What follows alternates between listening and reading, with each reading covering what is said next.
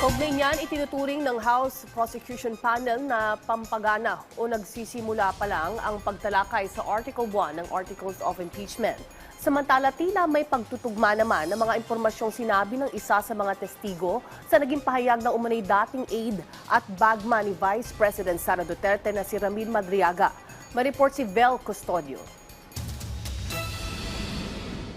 Appetizer o pampagana kung maituturing ng panel of prosecutors ang pagsisimula ng pagtalakay ng unang article of impeachment laban kay Vice President Sara Duterte. Ang unusual ay appetizer pa lang. And unusual is the perfect start for the prosecution pagdating sa confidential funds. Ipinakita sa paglilitis ang kopya ng 4 na tseke na may halagang tig 125 million pesos for encashment na nakapangalan kay OVP Special Disbursing Officer Gina F. Acosta. Ayon kay former Land Bank Shaw Boulevard Branch Manager Violeta Constantino na sa unang cash withdrawal, naroon siya sa back room kasama ang teller, branch cashier, si Acosta at si Authorizing Officer Limuel Ortonio. Tatawagin ni Taylor si Miss Gina Acosta para ipa-receive na po. ipa-receive na yung cash. Ano na po ang susunod mangyayari pagkatapos pong i-inform ni Taylor si Miss Gina Acosta? Bali, since malaki din nga po yung amount, ina-guide po si Gina Acosta papasok po sa backroom para po doon i-release yung cash. I-release na po ni Taylor yung cash kay Miss Gina in packs po siya worth 1 million each po. Pagkatapos pong i-release itong pera in packs, in 125 packs, ano na po ang susunod na mangyayari? Bali, nilalagay na po nila yon sa dala po nilang bags.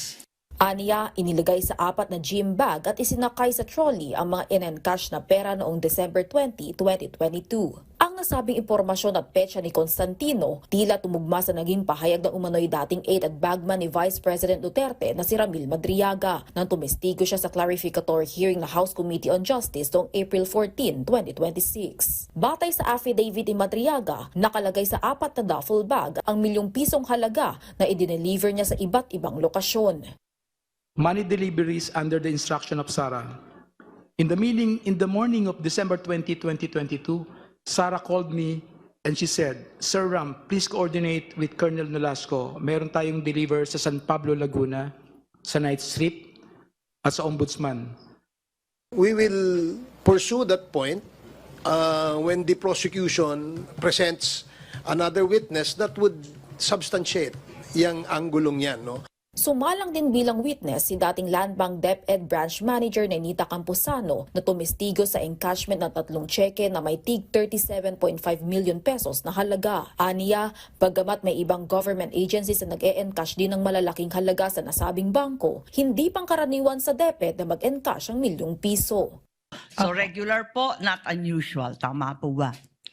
Unusual siya sa Department of Education dahil during my time, yun lang po yung malaking withdrawal ni Department of Education. Samantala, ipinasabpina ng impeachment court sina former COA Intelligence and Confidential Funds Office State Auditor Roderick Wamil at State Auditor Celine May del Campo para tumestigo kaugnay ng umano'y maling paggamit ng confidential funds sa OVP at DepEd. Inaasahang tatalakay ng audit process, findings at inisyong notice of disallowance sa pagpapatuloy ng impeachment trial sa August 3. Vel Custodio para sa Bayan.